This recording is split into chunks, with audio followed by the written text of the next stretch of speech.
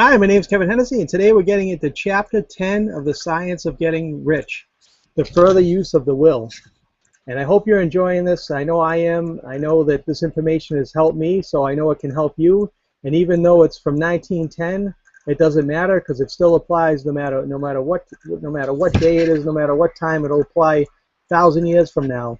You know, the information is solid. It's worked for many people, and I know it can work for you too if you apply it in your life, business, whatever it may be. And also just make sure that if you want the PDF, you can go to my blog and get it. And you can also go back to the other chapters that you may have missed. But it would be best if you start from the beginning. But you can listen to anyone as you would like. So here we go. You cannot retain a true and clear vision of wealth if you are constantly turning your attention to opposing pictures, whether they be external or imaginary. Do not tell of your past troubles of a financial nature. If you have had them, do not think of them at all. Do not tell of the poverty of your parents or the hardships of your early life. To do any of these things is to mentally class yourself with the poor for the time being, and it will certainly check the movement of things in your direction. Let the dead bury their dead, as Jesus said. Put poverty and all things that pertain to poverty completely behind you. You have accepted a certain theory of the universe as being correct, and are resting all your hopes of happiness on its being correct. And what can you gain by giving heed to conflicting theories? Do not read religious books which tell you that the world is soon coming to an end, and do not read the writing of muckrakers and pessimistic philosophers who tell you that it's going to the devil.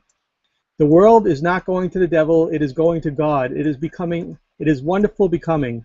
True, there may be good things in existing conditions which are disagreeable, but what is the use of studying them when they are certainly passing away, and when the study of them only tends to check their passing and keep them with us? Why give time and attention to things which are being removed by evolutionary growth? When can you hasten their removal by only promoting the evolutionary growth as far as your part of it goes? No matter how horrible it seeming may be, the conditions in certain countries, sections, or places, you waste your time and destroy your own chances by considering them. You should interest yourself in the world's becoming rich. Think of the riches of the world is coming into instead of the poverty is growing out of. And bear in mind that the only way in which you can assist the world in growing rich is by growing rich yourself, through the creative method, not the competitive one. Give your attention wholly to the riches and ignore poverty. Whenever you think or speak of those who are poor, think and speak of them as those who are becoming rich, as those who are to be congratulated rather than to be pitied. Then they and others will catch the inspiration and begin to search for the way out.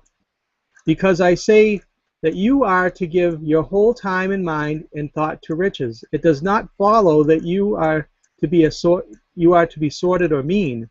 To become really rich is the noblest aim you can have in life, for it includes everything else. On a competitive plane, the struggle to get rich is a godless scramble for power over other men.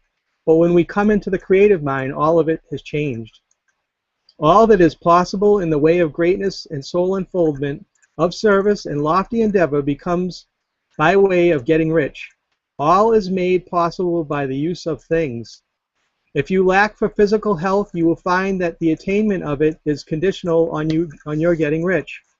Only those who are emancipated from financial worry and who have the means to live a carefree existence and follow the hygienic practices can have and retain health. Moral and spiritual greatness is possible only to those who are above the competitive battle for existence, and only those who are becoming rich on the plane of creative thought are free from the degrading influence of competition. If your heart is set on domestic happiness, remember that love flourishes best where there is refinement, a high level of thought, and freedom from corrupting influences.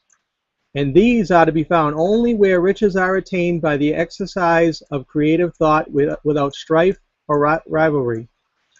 You can aim at nothing so great or noble, I repeat, as to become rich, and you must fix your attention upon your mental picture of riches to the exclusion of all that may tend to dim or obscure the vision. You must learn to see the underlying truth in all things. You must see beneath all seemingly wrong conditions the great one life ever moving forward toward fuller expression and more complete happiness. It is the truth that there is no such thing as poverty, that there is only wealth. Some people remain in poverty because they are ignorant of the fact that there is wealth for them, and these can be best taught by showing them the way to affluence in your own person in practice. Others are poor because while they feel that there is a way out, they are too intellectually indolent to put forth the mental effort necessary to find that way and by travel it. And for these, the very best thing you can do is to arouse a desire by showing them the happiness that comes from being rightly rich. Others still are poor because while they have some notion of science, they have become so swamped and lost in the maze of the metaphysical and occult theories that they don't know which road to take. They try a mixture of many systems and fail in all. For these again, the very best thing to do is to show the right way in your own person and practice. An ounce of doing things is worth a pound of theorizing. The very best thing you can do for the whole world is to make the most of yourself. You can serve God and man in no more effective way than by getting rich. That is, if you get rich by the creative method and not by the competitive one. Another thing, we assert that this book gives in detail the principles of the science of getting rich. And if that is true, you do not need to read any other book upon the subject. This may sound narrow and egotistical, but consider there is no more scientific method of computation in mathematics than by addition, subtraction, multiplication, and division. No other method is possible. There can be one shortest distance between 2 points. There is only one way to think scientifically, and that is to think in the way that leads by the most direct and simple route to the goal. No man has yet formulated a briefer or less complex system than the one set forth herein. It has been stripped of all non-essentials. When you commence on this, lay all others aside. Put them out of your mind altogether. Read this book every day. Keep it with you. Commit it to memory. And do not think about other systems and theories. If you do, you will begin to have doubts and be uncertain and wavering in your thought, and then you will begin to make failures. After you have made good and become rich, you may study other systems as you please, but until you are quite sure that you have gained what you want, do not read anything on the line but this book, unless it be the authors mentioned in the preface, and read only the most optimistic comments on the world's views and news, those in harmony with your picture. Also, postpone your investigations into the occult. Do not dabble in theosophy, spiritualism, or kindred studies. It is very likely that the dead are still alive and are near, but if they are, let them alone. Mind your own business. Wherever the spirits of the dead may be, they may have their own work to do and their own problems to solve, and we have no right to interfere with them. We cannot help them, and it is very doubtful whether they can help us or whether we have any right to trespass upon their time if they can. Let the dead and the hereafter alone, and solve your own problem. Get rich. If you begin to mix with the occult, you will start mental cross-currents which will surely bring your hopes to a shipwreck. Now this and the preceding chapters have brought us to the following statement of basic facts. There is a thinking stuff from which all things are made, in which in its original state permeates, penetrates, and fills the interspaces of the universe. A thought in a substance produces the thing that is imaged by the thought. Man can form things in his thought, and by impressing upon formless substance can cause the thing he thinks about to be created. In order to do this, man must pass from the competitive to the creative mind. He must form a clear mental picture of the things he wants and hold this picture in his thoughts with the fixed purpose to get what he wants, in the unwavering faith that he does get what he wants, closing his mind against all that may tend to shake his purpose, dim his vision, or quench his faith. And in addition to all this, we shall now see that he must live and act in a certain way. And, you know, that's why it's so critically important who you spend your time with, because, you know, as you can look back on your family's history, and you know what level of wealth you've had, you know what level of health you've had. If you want, I mean, you obviously you're going to be around your family and you're going to see your family, but you need to broaden your circle. You need to attend events. You need to get around other people that are at a position that you'd like to be at, and then you have to constantly grow on that and get with more people.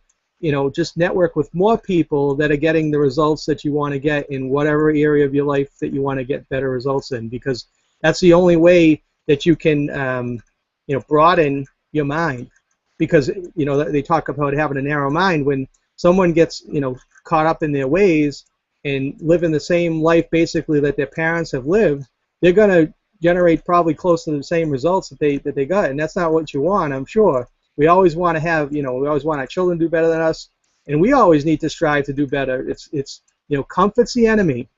Don't be afraid to be uncomfortable, because once you start working at it and taking those actions you need to do, it's gonna all that anxiety and everything else will go away.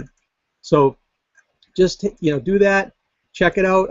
Also, if you want, go back to the other chapters. You can start the whole thing over again. You can obviously get the PDF printed out, then you'll have it with you, and just start developing those those clear visions of what you want to create in your life, and just know that it's happening for you. Doesn't matter where you're at right now. Doesn't matter what your bank account looks like. Doesn't matter what you're driving. Doesn't matter where you're living. Everything can change, and I'm telling you that for a fact, because I know, because I've had things in my life that have happened. I didn't know it was specifically from this information. I had a lot of results before, but I know that was because of thinking in a certain way. I know that it was because I got around other people, because I was mentored by other people. But now that I know what I know the rest of my life is going to be incredible. I mean, just fantastic. I mean, it's just getting better and better, and you can have the same thing for you. So if you're on my blog, that's awesome. If you're not, you can click the link below and you can get there and get your copy of the PDF, and I'll talk to you soon. Have a good one. Bye.